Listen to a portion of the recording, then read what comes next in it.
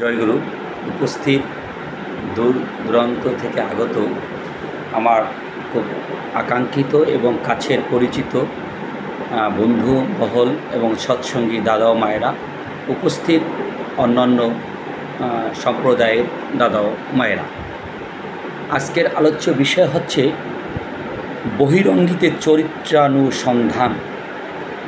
বহিরঙ্গিতে চরিত্রানুসন্ধান মানে একটা নারীর প্রতি ইঙ্গিত করে কথা বলা হচ্ছে। বহিরঙ্গিত মানে কি? তোমার চাউনি, তোমার চলা, হাসি, কথা, আচার ব্যবহারকে এমনতরভাবে চরিত্রগত করিতে চেষ্টা করিবে যাহাতে সাধারণত পুরুষ মাত্রেই ভক্তি সম্ভব শ্রদ্ধা আকর্ষণ করে। তাই যখনই দেখিবে কোনো পুরুষ তোমার প্রতি কামলোলুপ্ত ইঙ্গিত করিতেছে, তখনই তোমার চরিত্রকে তন্ন তন্ন করিয়া খুঁজিয়া দেখিও গলত কোথায়। আর কেন এমন হইতেছে? যদি একটি দুর্বল চিত্ত পুরুষই এমন করিয়া থাকে, কিন্তু তোমার প্রতি ভয় ও সম্ভাবনাই ইহার উত্তম প্রতিষেধক।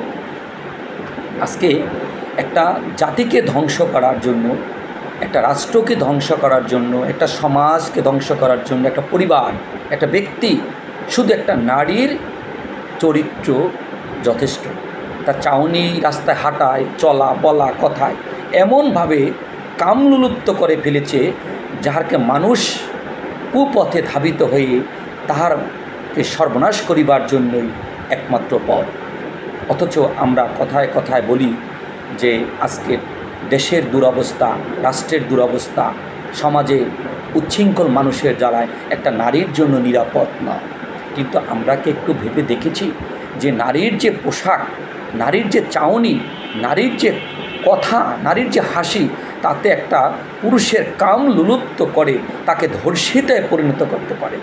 কিন্তু সেটা কিন্তু আজও আমরা অনেকটা বিবেচনা করে দেখিনি কখনো, যে আমাদের বোন, আমার স্ত্রী, আমার খালা, আমার প্রতিবেশী, আমার মেয়ে, তাদের যে চলার, হাসির, কথা যতটা ভদ্র এবং উন্নত মানের হওয়া কথা ছিল, তা তো হয়ই নাই। এবং সমাজকে একবারে নিষ্পেষিত করার জন্য তাদের এই পন্থাই যথেষ্ট।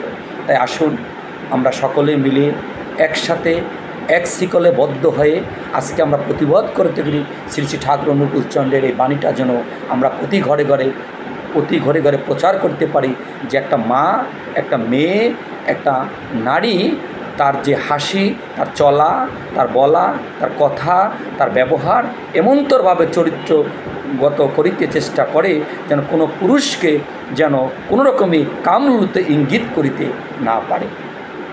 জয়গুরু। সবাই ভালো থাকেন।